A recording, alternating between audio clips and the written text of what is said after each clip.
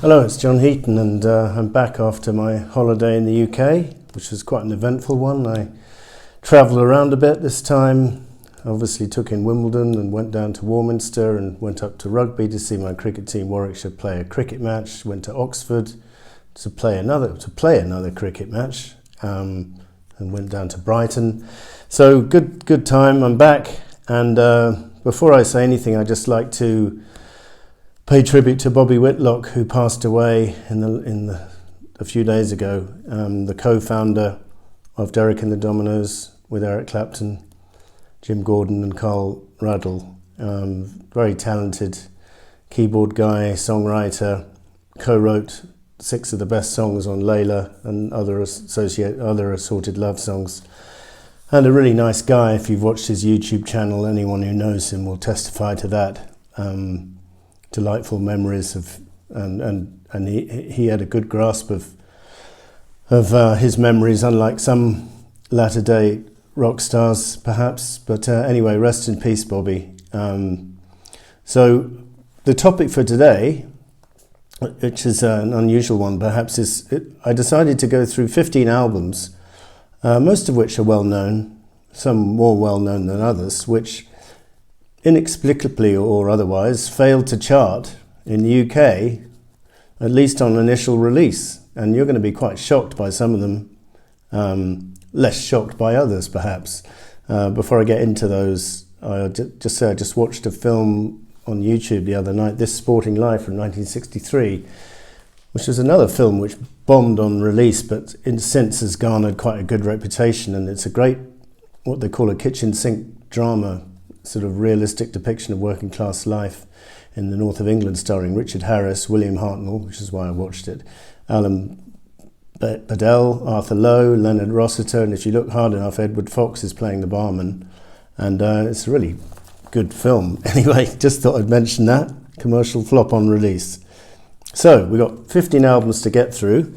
I'm going to go in chronological order when they came out. So the first one is Supertramp's debut, 1970. Perhaps no surprise that this didn't chart because they weren't particularly well known at the time. Obviously trying to make their way in the music world. Roger Hodgson and Rick Davies are on board. The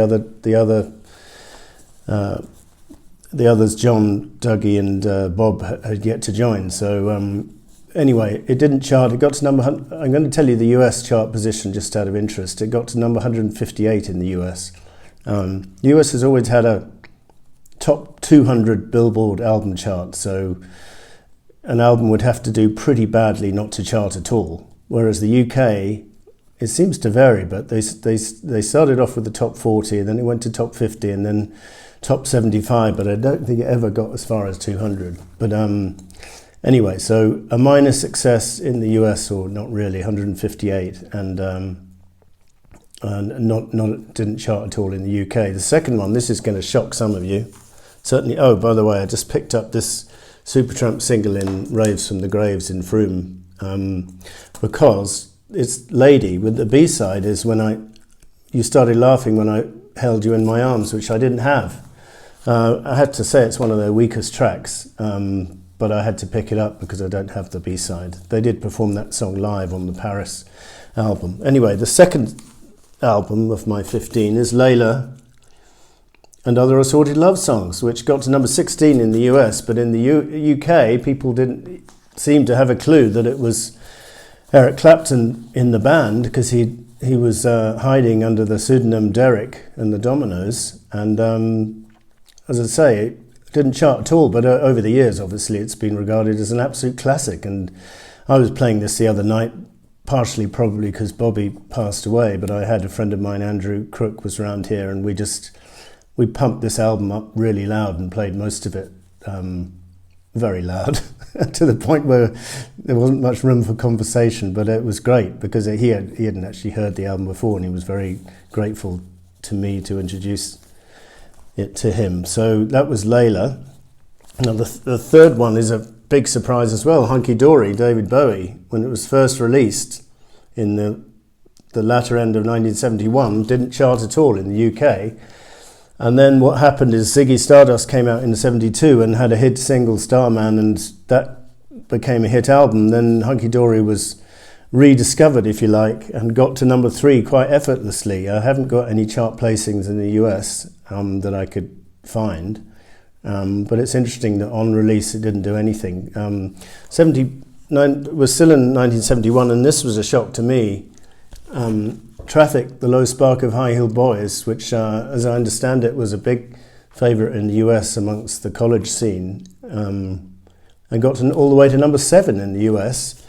And didn't chart at all in the UK. I'm not sure whether people knew what Traffic was. I mean, they'd had a few hit singles in the 60s, so I didn't see why they wouldn't have heard the name, but didn't do anything. And it's a very well-regarded album these days, particularly the title track. And when I was in Frome, I picked up a very nice copy of Ark of a Diver, which is the matte sleeve. If you see this, I had a shiny sleeve before, and it's in really good condition.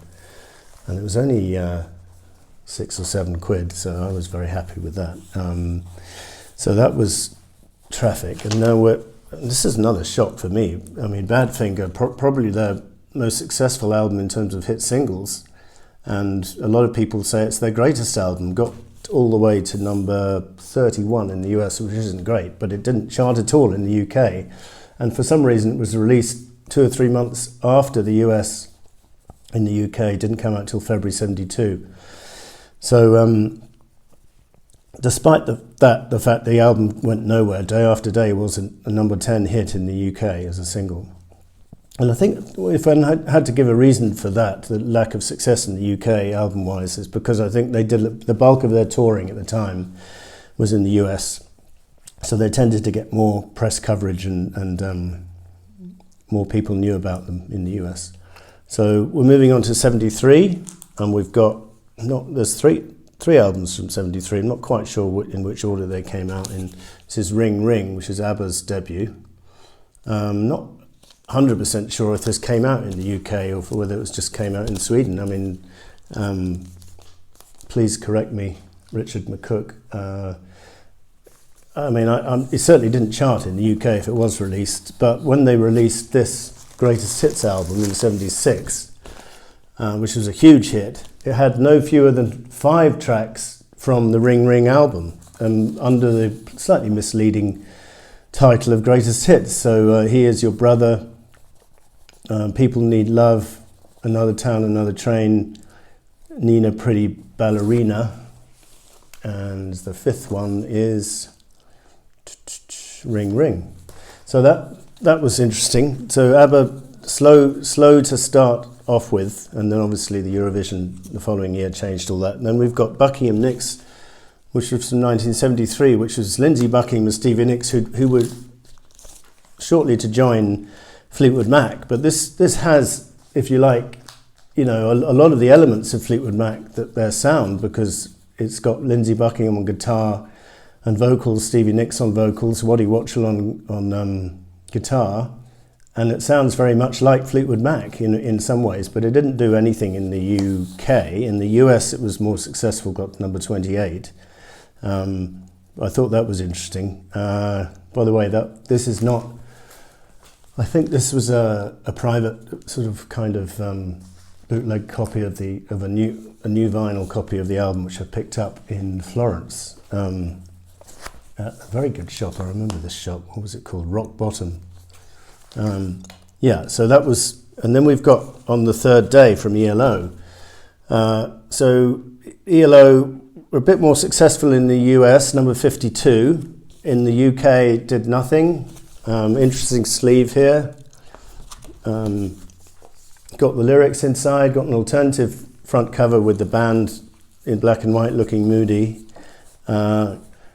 Got some great songs in it, like Mama Marbella's on there, Bluebird is Dead, and a few others, Daybreaker, but didn't do anything in the UK. And then when I was in Raves from the Graves, this is their record bag, by the way. If you're ever in the Frome area in Somerset, check it out. It's a great shop. And they've got boxes and boxes of singles. And we spent about an hour just going through them because they had a deal, £1.50 each or 4 for £5. So I picked up a lot of ELO picture sleeves. James Griffiths. I hope you've got all of these, otherwise you're going to be quite jealous. But you know, at that kind of price, it was a no-brainer. Shine a Little Love, it's from Discovery. Diary of Horace went from Discovery, and then Twilight from Time.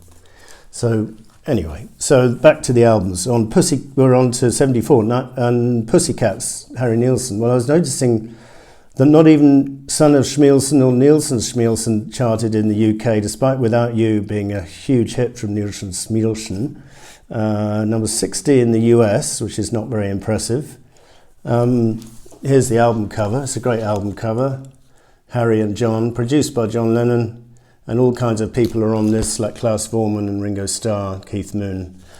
And it's a really good album. Well, it's a bit mixed, but Many Rivers to Cross and Save the Last Dance for me are outstanding covers. So that now we come up to what I think is one of the biggest surprises. This album from George Harrison, Dark Horse, got all the way to number 4 in the US, but didn't chart at all in the UK. And this is only a year after Living in the Material World. It hit the number 1 spot in the UK album charts. So a pretty rapid fall from grace for George Harrison.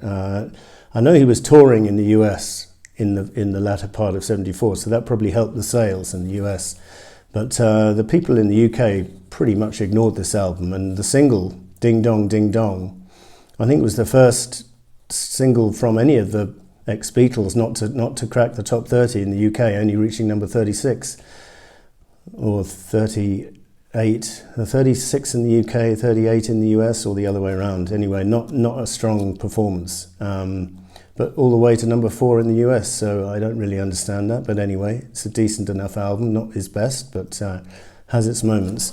And now, 1975, well, some of you won't be surprised that this album didn't chart. This was Ringo's greatest hits. But it did contain several successful singles in the UK, several top 5 or top 10, top 20 singles for sure. But by the time it came out in the latter part of 1975, the UK had lost interest. It got to number 30 in the US, so a slightly better performance there. But anyway, so that's that. And then we move on to AC/DC, Dirty Deeds Done Dirt Cheap. Well, they didn't really find success in the UK till Power Ridge and Highway to Hell and Back in Black, of course. In the US, Back in Black was the breakthrough album, I think. And in the US, what's interesting is this album was released in 1981, the year after Back in Black, and went all the way to number 3. But in 1976, no chart action on either side of the Atlantic for this album. I think it was a pretty big hit, number 5 or something in Australia. So now we've got Blondie, and their debut album went nowhere in the UK, and didn't do too well in the US either. I don't think it charted in the US either. If my information is correct, please correct me if I'm wrong. But I think it did in 1979, on the back of the success of Eat to the Beat and Parallel Lines. It did reach number 79 in the UK. So a modest success later on, but at the time, even though it's got some nice tracks on it, I mean, it's got In the Flesh and Ex-Offender and a few other good ones. The lineup was not quite what it would become on Plastic Letters. Anyway, so that was Blondie. Then we've got Warren Zevon. Well, I don't think he was ever very big in the UK, but this is a great album, and this is my glow-in-the-dark vinyl. Very nice. If you hold this up in the dark, it actually glows. I've tested it, and despite containing the single Werewolves of London, which incidentally went nowhere in the UK, didn't even chart. Got to number 21 in the US.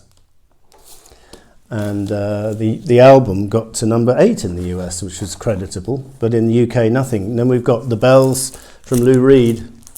Well, this was a bit of a flop. Didn't chart in the UK at all, and reached number 130 in the US. So this was not Lou's most commercial album at all. Not that he was ever very commercial, but it's quite a tough one to assimilate and get into. But it's quite rewarding, and I'm quite fond of it. I just picked it up just a few years ago. So that was the 15 albums which didn't chart initially anyway on the UK release. So that's the list for you. So some surprises there.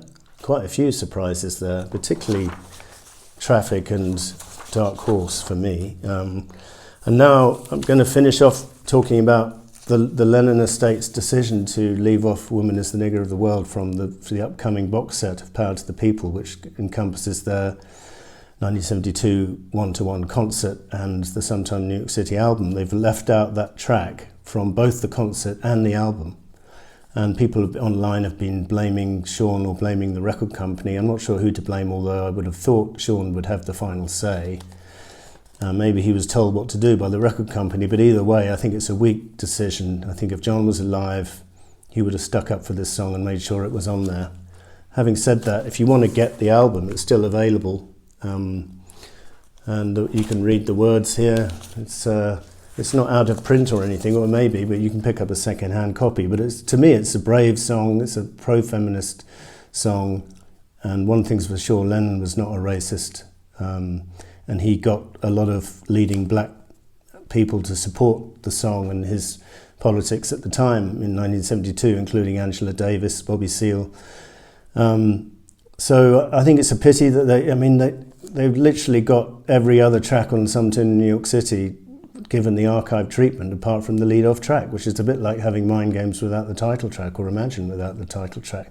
Because although Woman is the Nigger of the World is not the best track on the album, I mean, not the best track ever from John Lennon, it's written with Yoko, of course, but it is an important political statement and pro-women statement, and to leave it off is to me, rewriting history, and I'm very disappointed with that decision. I was reminded that back in 2001, when the Wingspan album, I don't have a copy with me, the Wingspan compilation came out, Paul McCartney was going to include Give Ireland Back to the Irish, and he was asked to leave it off by the British government, no less, as if a CD compilation 30 years after the event is going to impact political opinion or public opinion.